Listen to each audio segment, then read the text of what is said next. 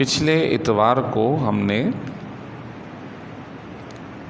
آیت نمبر سورہ بنی اسرائیل کی 87, 88 اور 89 جس کا خلاصہ یہ ہے کہ اللہ تبارک و تعالی نے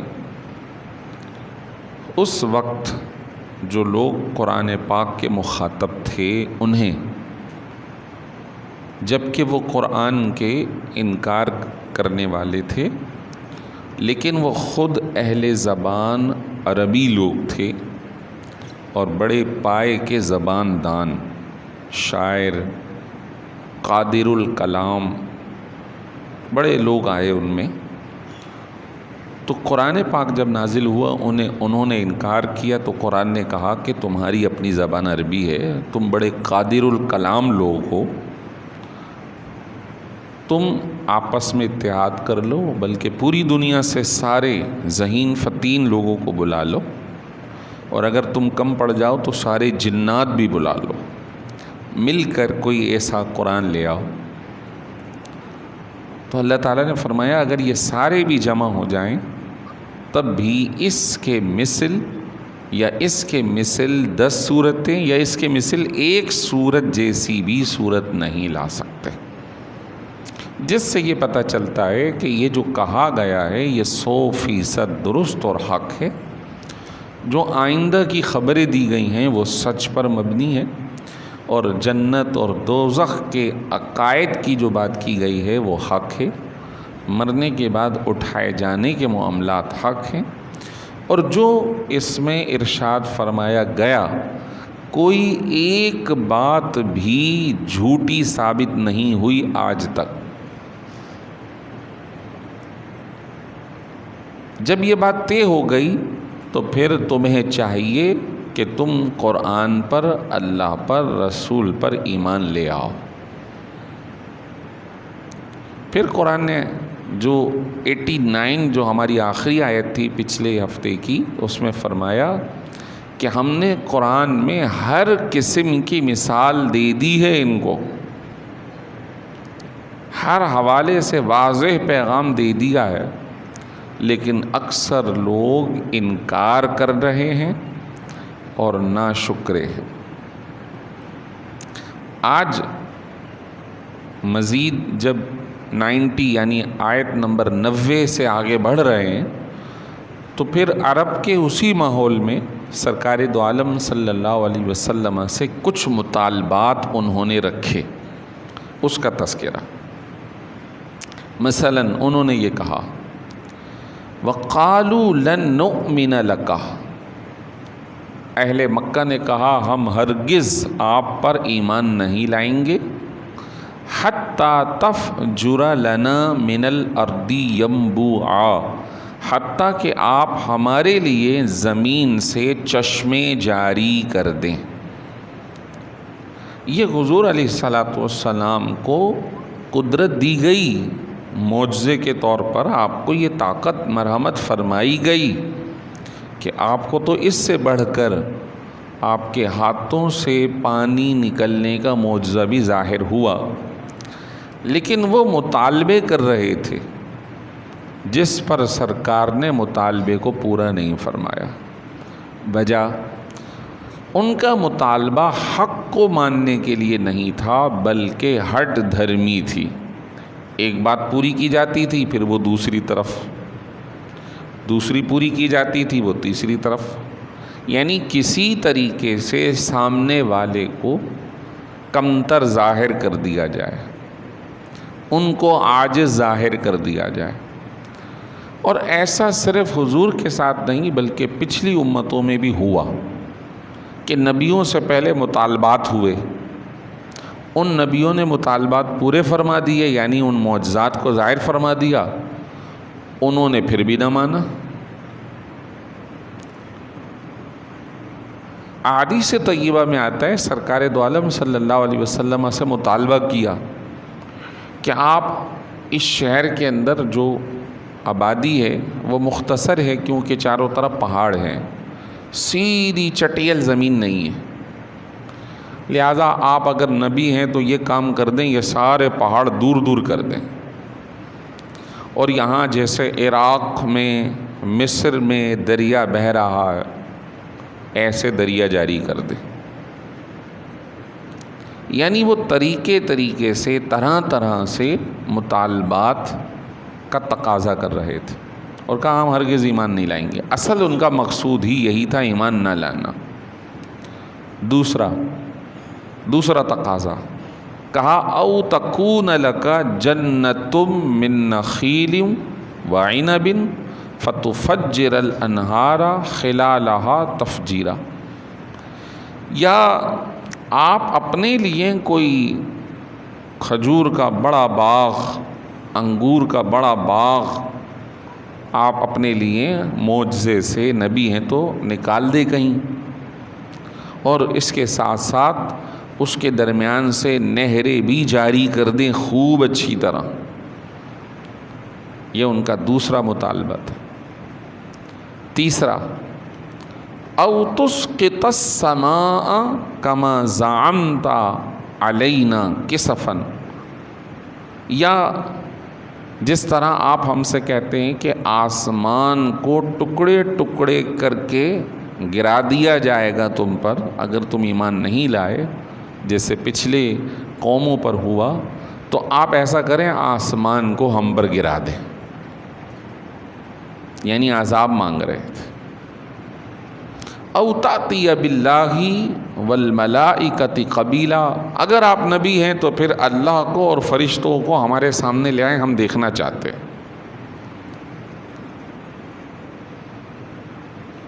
او یکون لک بیت من زخرف، یا آپ کے لیے کوئی ایسا محل ہونا چاہیے جو سونے کا بنا ہوا ہو. اگر آپ نبی ہیں تو سونے کا محل تعمیر کروائیں.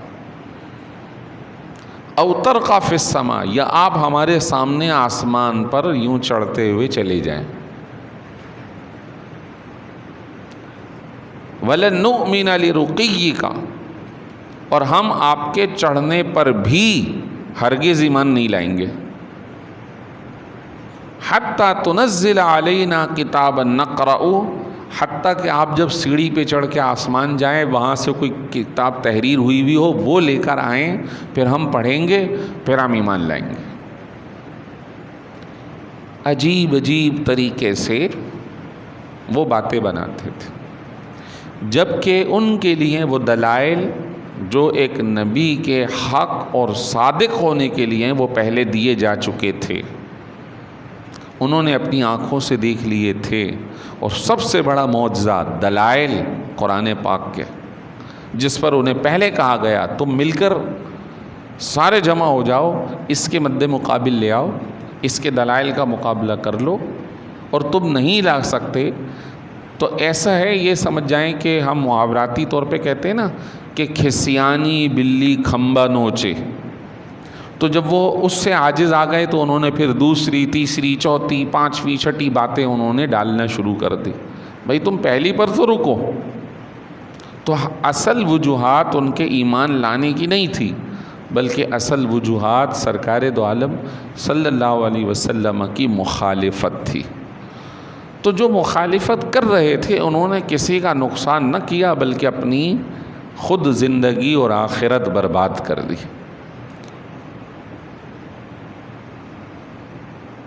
حضور نے ارشاد فرمایا، اللہ تعالیٰ نے آپ کو فرمایا قل، اے حبیب آپ کہہ دیجئے، ان کے سارے مطالبات پر آپ ایک ہی جملہ کہہ دیں، سبحان ربی، ساری پاکیزگی میرے رب کے لیے. میرا رب تمہارے ان تمام سوالات سے بری ہے. تم اللہ کو مانو، تمہارے مطالبات کو پورا نہیں کیا جا رہا. اور حبیب کہہ دیجئے هل كنت الا بشرا رسولا، میں اللہ کی طرف سے بھیجا ہوا ایک رسول اور بشر ہوں. جو کچھ مجھے دیا گیا ہے وہ من جانب اللہ ہے، میں خدا نہیں ہوں.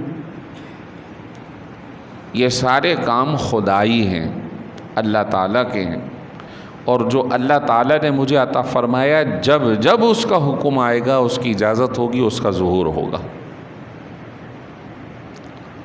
بعض لوگ اس آیت کے اندر یا اس طرح کی 2-3 آیتیں اور بھی آئی ہیں جس میں آپ علیہ الصلاۃ والسلام کو اللہ تعالیٰ نے فرمایا حبیب کہہ دیجئے میں بشر ہوں۔ بشر تو بہت سارے لوگ کہتے ہیں تو حضور تو ہماری طرح ہیں، تو یہ عبارت بے ادبی ہے، یہ عبارت بے ادبی ہے۔ حضور ہماری طرح نہیں، خدا نہ ہونے میں آپ انسان ہیں، بشر ہیں، لیکن بشریت میں ہم جیسے یہ بات صحیح نہیں ہے، یہ بے ادبی ہے، ہم یہ الفاظ استعمال نہیں کریں گے۔ جو بھی آیت آئیے، جب بھی آئیے، وہ نفی خدا کے اعتبار سے آئیے کہ انہیں جو کچھ ملا ہے بحیثیت نبی سید الانبیاء امام الانبیاء عطا ہوا ہے، اور جو کچھ آپ کے پاس ہے وہ من جانب اللہ ہے، نعوذ باللہ من ذالک، کوئی بھی آپ کو خدا نہیں مانتا۔ تو تم خدا نہ جانو اور اللہ تبارک و تعالیٰ تمہارے ماننے نہ ماننے اس کا محتاج نہیں، وہ تمہارے ان مطالبات سے بھی اور تمہارے ایمان لانے سے بھی پاک ہے۔ لاؤ تو تمہارا اپنا ہے، نہ لاؤ تو تم اللہ کو کوئی نقصان نہیں کرتے۔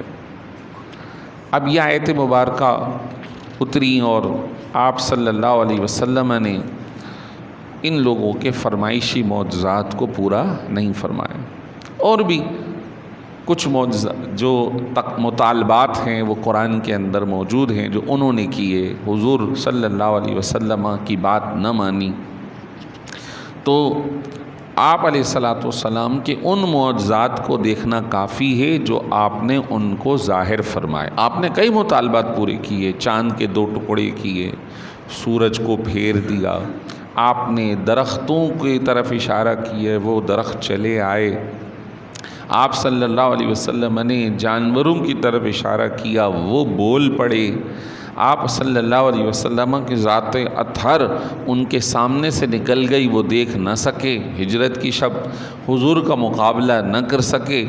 آپ صلی اللہ علیہ وسلم کا سب سے بڑا معجزہ معراج النبی ان کے سامنے ہوا۔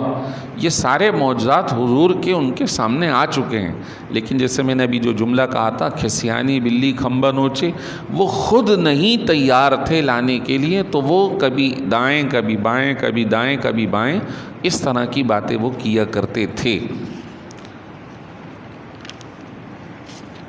اگلی آیت فرمایا، آیت نمبر 94 وَمَا مَنَعَ النَّاسَ أَن يُؤْمِنُوا إِذْ جَاءَهُمُ الْهُدَى إِلَّا أَن قَالُوا أَبَعَثَ اللَّهُ بَشَرًا رَسُولًا، اور لوگوں کو ایمان لانے سے صرف یہ چیز رک رہی ہے کہ جب ان کے پاس ہدایت آئی تو انہوں نے کہا اللہ نے بشر کو رسول بنا کر بھیج دیا ہے، انسان کو رسول بنا کر بھیج دیا ہے۔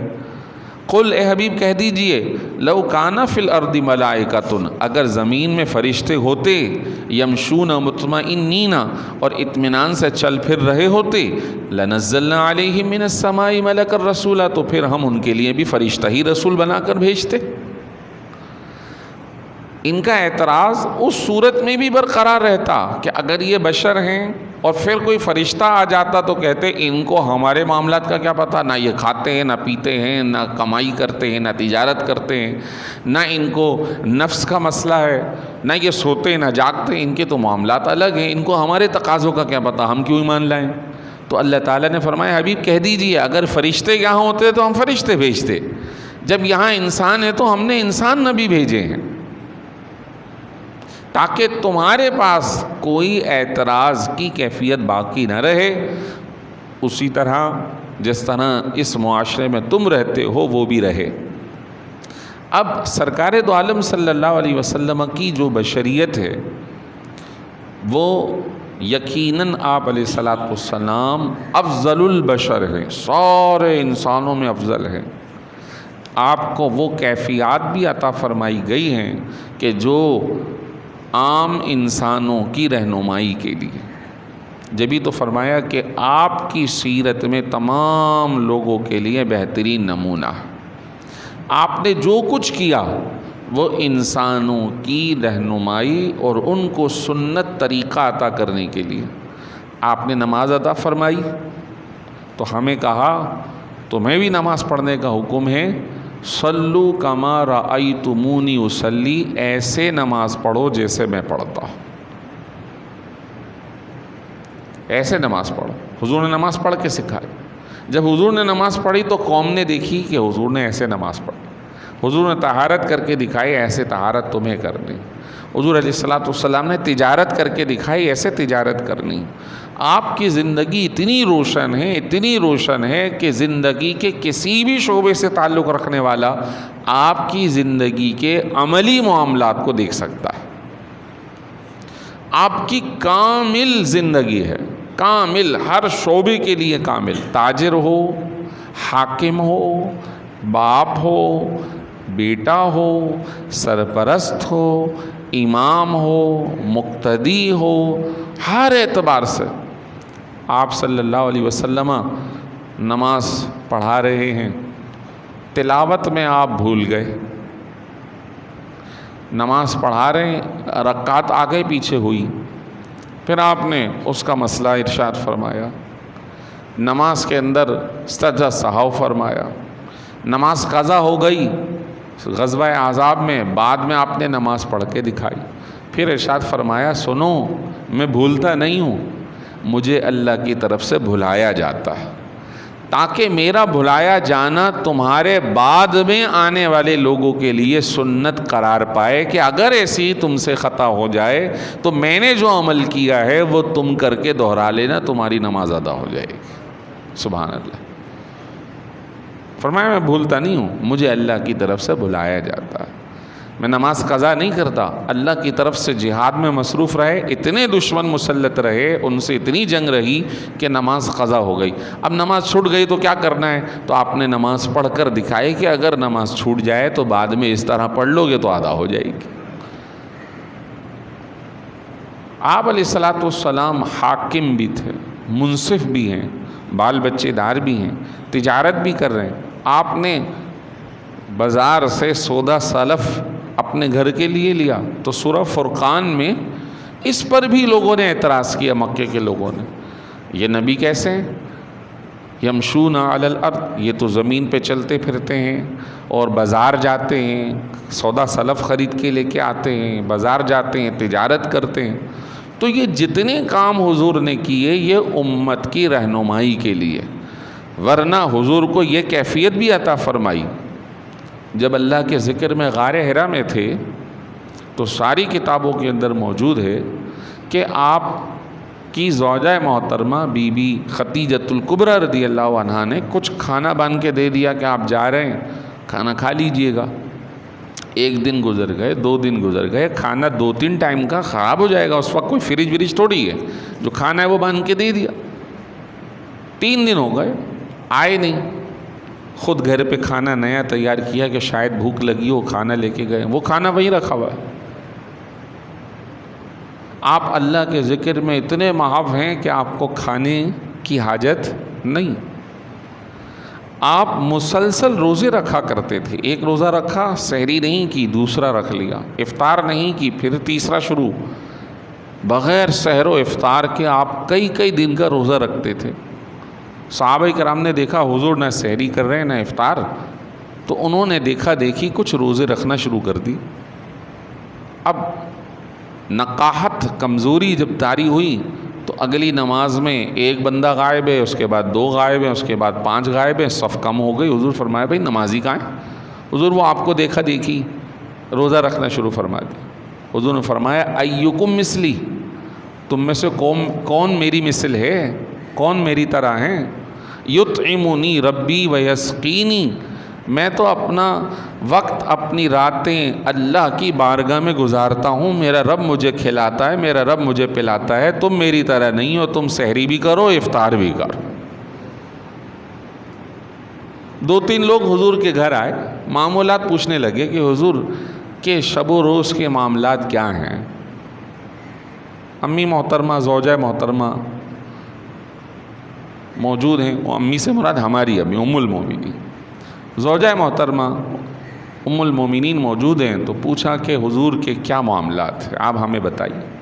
فرمایا جی حضور جب گھر تشریف لاتے ہیں اپنے وقت کو 3 حصوں میں تقسیم کر لیتے ہیں، ایک میں ہمارے ساتھ وقت بات چیت ضروری معاملات، دوسرا کوئی باہر سے آ جاتا ہے، تیسرا عبادت میں گزارتے ہیں، سو بھی جاتے ہیں، ازواج ہیں، معاملات کی ادائیگی ہے، دیگر بال بچوں کا خیال بھی ہے، دن میں روزہ بھی رکھتے ہیں، شام کو افطار بھی کرتے ہیں، صبح سحری بھی کرتے ہیں۔ یہ معاملات انہوں نے بتایا۔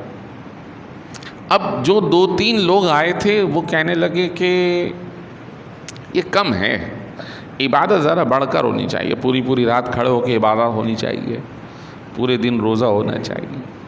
تو انہوں نے کھڑے کھڑے دل میں خیال کیا اور اس کے بعد کہا، ایک نے وہیں پہ کھڑے کھڑے کہا میں آئندہ پوری رات جاگ کر عبادت کیا کروں گا مسلسل۔ دوسرے نے کہا میں بالکل ہر روز روزے رکھا کروں۔ تیسرے نے کہا میں شادی نہیں کروں گا کیونکہ اس کے اندر دنیاوی معاملات ہیں، مصروفیات ہے، بندہ عبادت سے دور ہو جاتا ہے، گھر کا کھانا لانا ہے، بچوں کو دیکھنا ہے، یہ معاملات وہ معاملات۔ حضور گھر تشریف لائے تو زوجہ محترمہ نے بتایا وہ 3 افراد آئے تھے، فلاں صحابی، اور انہوں نے پوچھا، ہم نے بتایا، انہوں نے یہیں کھڑے کھڑے یہ بات کہی۔ حضور مسجد چلے گئے۔ فرمایا مجھ سے زیادہ اللہ سے ڈرنے والا اور تقوی والا کون ہے؟ میرے مثل کون ہے؟ یعنی ان سے ناراضگی کا اظہار فرمایا۔ فرمایا نہیں، جو میرے معاملات ہیں اس کے باوجود مجھ سے بڑھ کر تقوی و پرہیزگاری کرنے والا کوئی نہیں ہے۔ تو مجدد الفسانی رحمۃ اللہ تعالی علیہ، جن کا بھی یوم بھی گزرا، انہوں نے مختلف اپنے زمانے میں اپنے خلفاء کو اور امت مسلمہ کو خطوط لکھے تھے، خط۔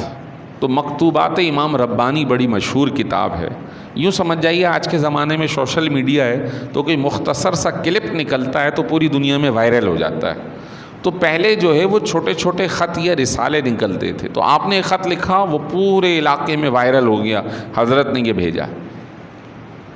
ایک خط میں آپ نے یہ بات لکھی اور خود بھی اس پہ بڑے تسلب کے ساتھ عمل کیا کرتے تھے۔ وہ کہتے تھے کہ جو کچھ بھی ہو جائے، جو کچھ سرکار کا فرمان ہے یا عمل ہے جس کو سنت کہا جاتا ہے اسے ترک نہیں کرو۔ اور اتنے شدید مخالف تھے سنت کو چھوڑنے کے، وہ کہتے تھے کہ تمہارا نفل پڑھ لینا یہ اتنا مقبول نہیں ہوگا جتنا تمہارا سنت پہ عمل کر لینا مقبول ہے، کیونکہ نفل پڑھنا یہ تمہارا اپنا عمل ہے اور سنت سرکار کا عمل ہے۔ سبحان اللہ۔ ہر معاملے میں سرکار دو عالم صلی اللہ علیہ وسلم کی معمولات کو اختیار کرنا یہ امت کی کامیابی کا ذریعہ ہے۔ سبحان اللہ۔ تو اس آیت مبارکہ میں فرما دیا کہ میں خدا نہیں ہوں جو تمہارے یہ مطالبات، اور جو مطالبات پورے کیے جا چکے ہیں تو وہ تمہارے ایمان لانے کے لیے کافی ہیں، اور اگر اس دنیا میں فرشتے رہتے تو اللہ تعالیٰ فرما رہا ہے حبیب کہہ دیجئے اگر تم فرشتے ہوتے تو تمہارے لیے فرشتے ہی نازل کرتا، لیکن کیونکہ تم انسان ہو تو تمہاری رہنمائی کے لیے انسانوں کو ہی نبوت کا منصب دیا گیا اور انہیں تم سے بڑھ کر مقام اور عزت اور فضیلت دی گئی، لہذا تمہارے لیے اتنا کافی ہے کہ جو وہ کام کریں تم وہ کر لو، تمہارے لیے کامیابی کا ذریعہ ہے۔ اللہ تعالی ہم سب کو عمل کی توفیق عطا فرمائے۔ وآخر دعوانا ان الحمد للہ رب العالمین۔